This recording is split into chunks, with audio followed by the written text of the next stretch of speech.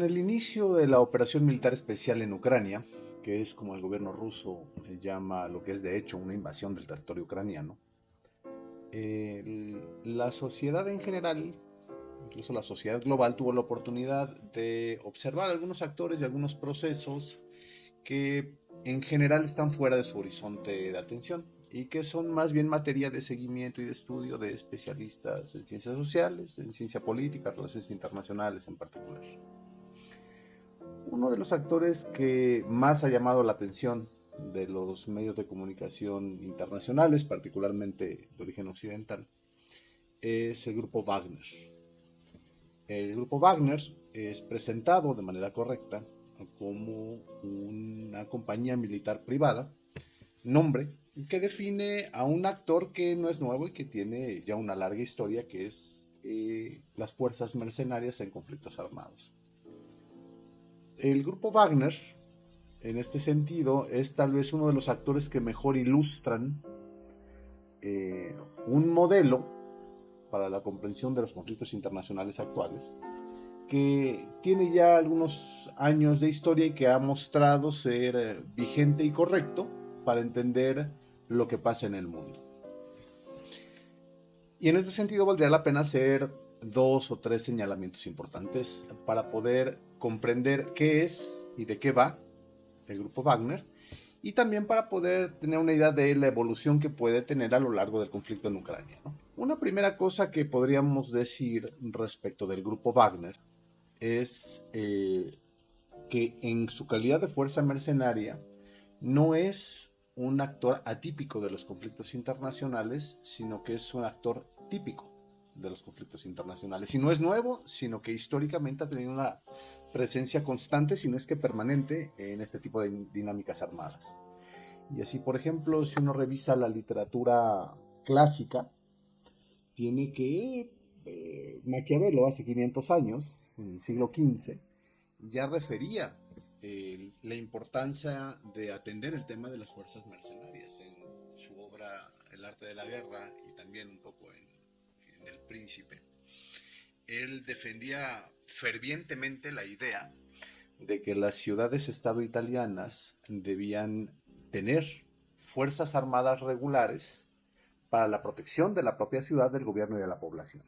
Esto para no depender, para no hacer uso de fuerzas mercenarias que, al estar sujetas a un contrato económico, corrían el riesgo de volverse en contra de quien las contrataba y representar una amenaza para el gobierno, para la sociedad, para el Estado, al que en principio debían de estar sirviendo.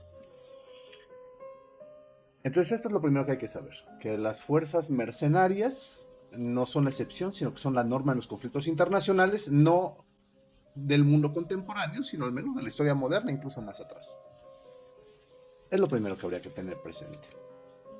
Lo segundo que habría que tener presente es que las fuerzas mercenarias normalmente son usadas por todas las partes en conflicto cuando se trata de un choque internacional o de un choque intranacional.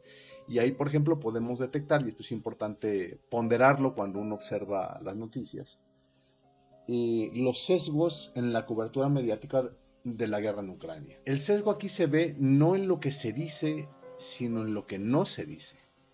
Y es que lo que se dice es correcto. Se dice que las fuerzas del grupo Wagner sirven al gobierno ruso, eso es correcto. Que están ahí en una calidad no de elementos regulares, sino de fuerza paramilitar para apoyar las operaciones militares de una invasión territorial, es correcto. Y que están ahí también eh, al margen del derecho internacional, es correcto. Entonces, la información que se ha difundido es correcta. El problema, y es donde viene el sesgo, no es que digan mentiras los medios de comunicación, sino más bien que no presentan una visión equilibrada y contextualizada. En todo lo que toca al grupo Wagner, nos habrían presentado, por ejemplo, el antecedente más inmediato de cuando los Estados Unidos y sus fuerzas aliadas han utilizado fuerzas mercenarias, que es un uso, por cierto, sistemático en la historia reciente de las intervenciones armadas de los Estados Unidos en el exterior. Dos casos paradigmáticos serían el caso de Afganistán y el caso de Irak. En ambos casos, los Estados Unidos hicieron uso sistemático de fuerzas mercenarias para apuntalar las operaciones de sus tropas oficiales desplegadas en el terreno. Pero aquí es importante, la participación de estas fuerzas mercenarias no entraban de manera complementaria a las operaciones militares del ejército estadounidense y de sus aliados, sino que con frecuencia entraban de manera supletoria. Y ahí tenemos, por ejemplo, datos históricos documentados por agencias internacionales de que en el caso, por ejemplo, de Irak, la guerra que inició en el año 2003, en el punto más alto de la guerra de Irak, del total de los efectivos militares que tenían los Estados Unidos desplegados en el territorio iraquí, más del 50% se componía de fuerzas paramilitares, y en particular de un grupo, de una compañía militar privada que era Blackwater International. Esta era la compañía, digamos, favorita para la renta de mercenarios en Irak, en Afganistán, en Somalia. Pero ese es un dato contextual, histórico reciente, que quedó al margen de la cobertura cuando se habló del grupo Wagner. Y entonces se queda una visión sesgada de que solamente el gobierno ruso hace uso de estas fuerzas mercenarias, pero no la OTAN, cuando la OTAN, bajo la égida o el liderazgo estadounidense, sistemáticamente ha hecho uso de estas fuerzas militares también, y no solamente los Estados Unidos, sino también países como Inglaterra, con compañías como en su momento fue Executive Outcomes o Sandline International en el caso de Sudáfrica, ¿no? Entonces, eso es algo que hay que tener presente, una cobertura sesgada de un fenómeno que se demuestra por una falta de balance, teniendo el caso de las fuerzas paramilitares en la guerra de Ucrania como una ilustración de un fenómeno general. Necesitamos marcos de referencia que nos permitan entender qué es lo que está pasando, porque de otra forma el uso de mercenarios por un país o por otro, en una guerra, en un conflicto determinado, en un momento o en otro momento determinado, parecen procesos desarticulados o que de pronto coinciden o de pronto no. Entonces, un marco teórico que permite una lectura bastante correcta, porque además ha sido un marco teórico validado a lo largo de la historia reciente, para entender estos fenómenos, en particular el fenómeno del paramilitarismo mercenario en conflictos armados, es el modelo que se conoce como la teoría de las nuevas guerras, de una autora llamada Mary Kaldorf. Y ella construye la idea siguiente, dice: con el fin de la Guerra Fría, en el periodo del 89-91, hace 3 décadas, la dinámica de los conflictos internacionales cambió. Y ahora lo que tenemos es un desdibujamiento de 3 fronteras. ¿Cuáles son esas fronteras? Dice, en los conflictos contemporáneos hay un desdibujamiento de la frontera entre lo civil y lo militar. ¿Por qué?